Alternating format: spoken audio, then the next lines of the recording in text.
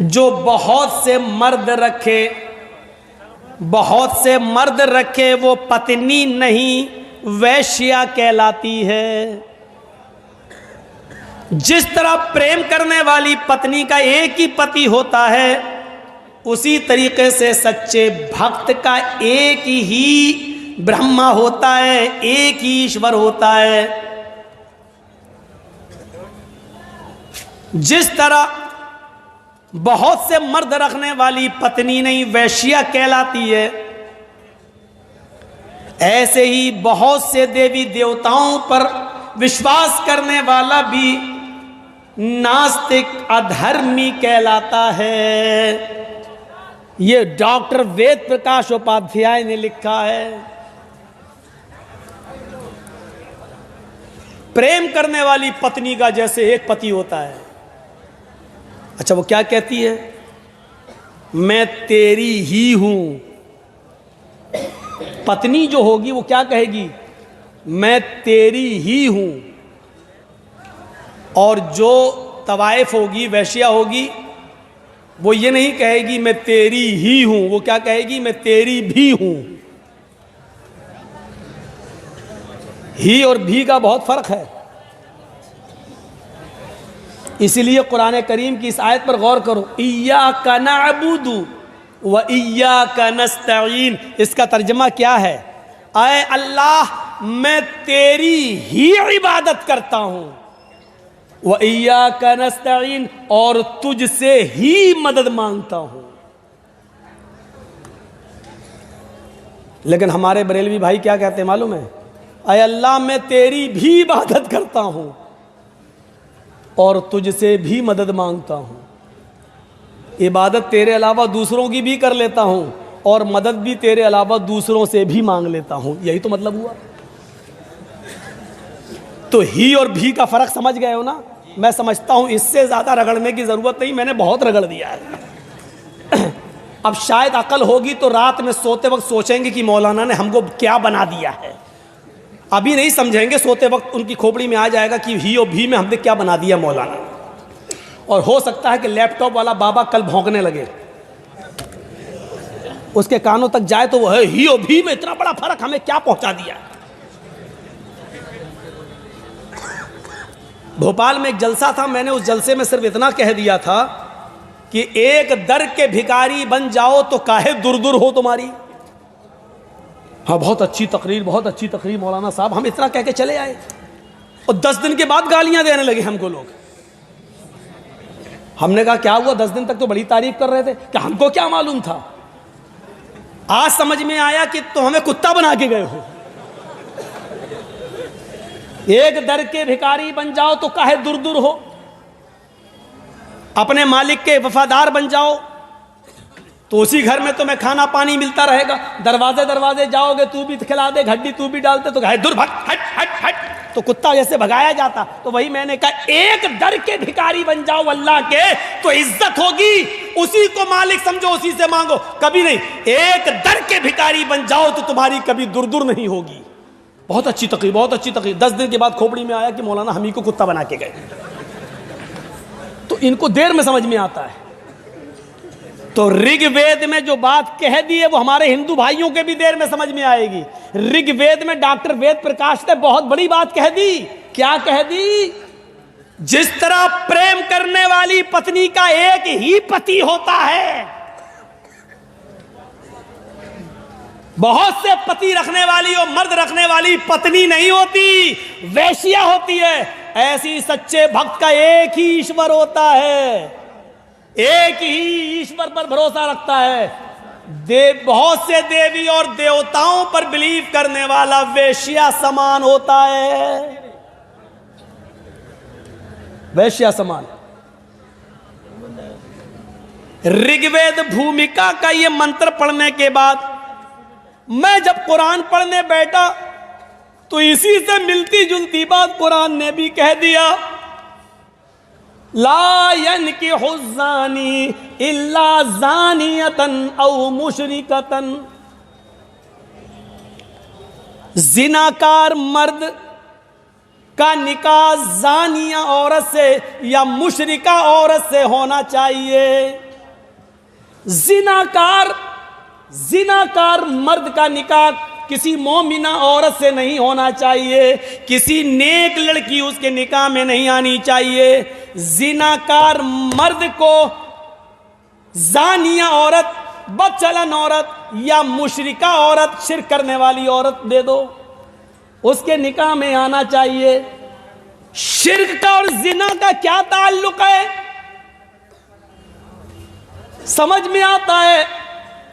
जिस तरह जानिया औरत एक मर्द पर इक्तिफा नहीं करती है, उसी तरीके से मुशरिक भी एक रब पर यकीन एतबार नहीं करता है। जैसे जानिया औरत बहुत से मर्दों से जब तक न मिलने उसको सुकून नहीं मिलता है, ऐसे ही मुशरिक जब तक बहुत से लोगों के पास न चला जाए और उनसे मदद न मांग ले, उसको भी सुकून नहीं मिलता है। तो शिर्क के अंदर और जिना के अंदर यह समानता पाई जाती है। मुशरिक एक रब पर एतबार नहीं करता है और जानिया औरत एक मर्द पर इक्तिफा नहीं करती है, इसलिए दोनों करीब करीब बराबर हैं। इसलिए जिनाकार मर्द को जिनाकार औरत या मुशरिका औरत मिलना चाहिए, या किसी जानिया औरत को कोई जिनाकार मर्द या मुशरिक मर्द मिलना चाहिए। मेरे भाइयों, एक समानता है, समानता। और ये मंत्र तो 50 बार सुना है, ये तौहीद की जान है। एकम ब्रह्मादित्य नास्ते ने नास्ते किंचन, जहां तौहीद पर बोला जाएगा तो ये मंत्र पढ़ा जाएगा।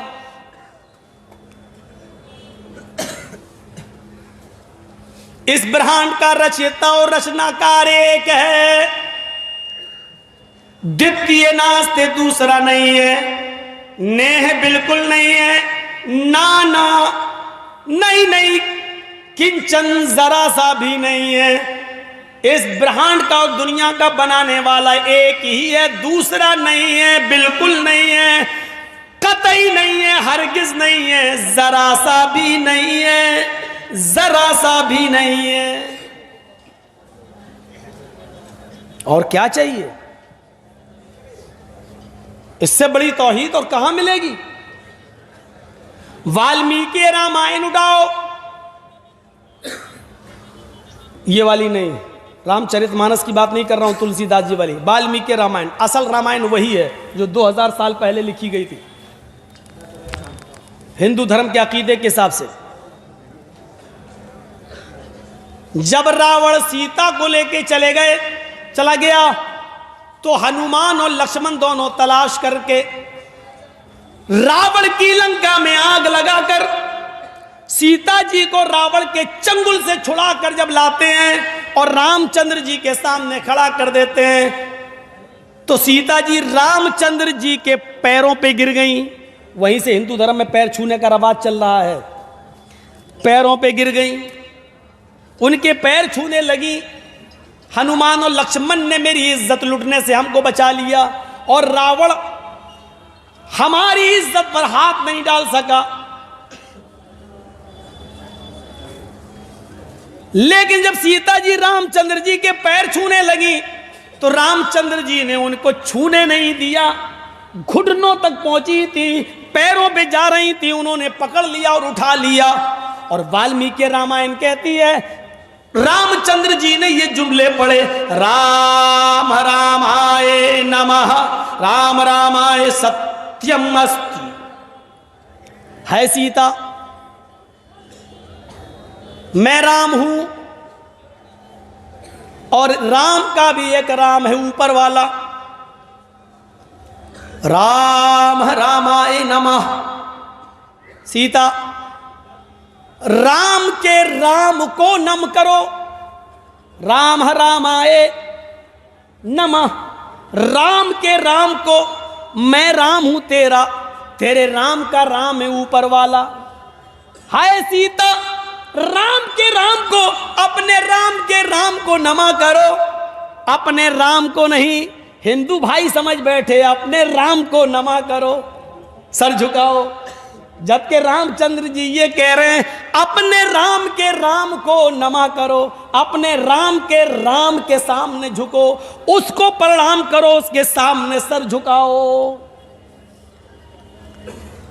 राम रामाय सत्यमस्त, हाय सीता तेरे राम का ही राम सच्चा है।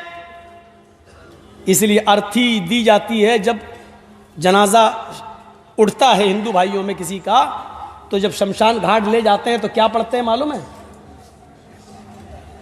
क्या पढ़ते हैं? क्या कहते हैं हिंदू भाई? राम राम सत्य है। अब बदल दिया, कहने लगे राम नाम सत्य है, जबकि राम नाम सत्य है नहीं। रामायण में लिखा राम रामाय सत्य, सही शब्द क्या? राम राम सत्य है, यानी राम का राम सच्चा है। तो बहुत से हिंदू तो यही कहते हैं राम राम सत्य है, राम राम सत्य है, राम राम सत्य है। और बहुत से लोगों से जब मुर्दा उड़ता नहीं तो कहते हैं सबकी यही गत है। वो जैसे हम लोगों में कुछ बदमाश किस्म के होते हैं ना, मजाक उड़ाते हैं, ऐसे ही उनमें भी होते हैं।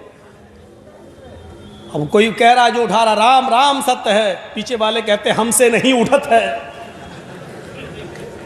मजाक हर जगह उड़ाया जाता है। तो सही शब्द क्या है? राम का राम सच्चा है।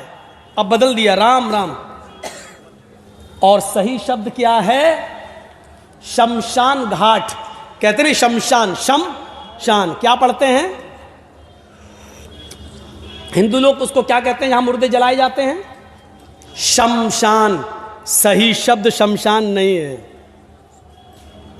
यह बात मैं जिंदगी में पहली बार बता रहा हूं आपको। सही शब्द शमशान नहीं है, सही शब्द है शयनशान। क्या है सही शब्द? शयनशान। कितना बिगाड़ हुआ है, बिगड़ के कहां आ गया? शमशान। शमशान का कोई अर्थ ही नहीं होता संस्कृत में। आप उठा के देख लो हिंदी, संस्कृत इंडू हिंदी। और शयनशान का मतलब होता है, आप ट्रेन में सफर करेंगे, ट्रेन में जब आप जाएंगे तो आप देखेंगे जो कोच होते हैं रिजर्वेशन कोच, तो उसमें आप देखेंगे इंग्लिश में लिखा होता है स्लीपर कोच, स्लीपर कोच। और हिंदी में क्या लिखा होता है? शयनशान डिब्बा, शयनशान। शयनशान का मतलब, स्लीपर का मतलब सोने वाला, यानी यहां पर आदमी सोता है, यानी सोने वाली सीट उसको मिलती है। और उसी को हिंदी में क्या कहते हैं? जहां सुला दिया जाए, शयनशान, सुला दिया जाए। उसी से है शयनशान घाट, यानी मुर्दे को जहां सुलाया जाता हो। आपके यहां सुलाया तो जाता ही नहीं है, आपके यहां जलाया जाता है। शयनशान का मतलब होता है कब्रिस्तान, जहां मुर्दे को लिटा दिया जाता है। शयनशान का मतलब होता है कब्रिस्तान। तुम अपने मुर्दों को शयनशान ले जाओ, मतलब क्या हुआ? घाट ले जाओ? नहीं, कब्रिस्तान ले जाओ। यानी दफन करने का सबूत हिंदू भाइयों में भी है, जलाने का सबूत उधर भी नहीं है। लेकिन अब बदल लो। अब जिस देश के अंदर ऐसे पढ़े लिखे पंडित लोग होंगे आजकल की तरह, साक्षी महाराज जैसे लोग, तो वो धर्म का बेड़ा गर्क नहीं करेंगे तो क्या होगा? कोई पढ़ा लिखा आदमी इनके बीच में पढ़ नहीं पा रहा है, उससे डिबेट हो नहीं पा रही है, नहीं तो उसकी पढ़े लिखे लोगों से डिबेट करते ही कब है? मैंने आपको बताया था ना, सवाल भी उनके जवाब भी उनके।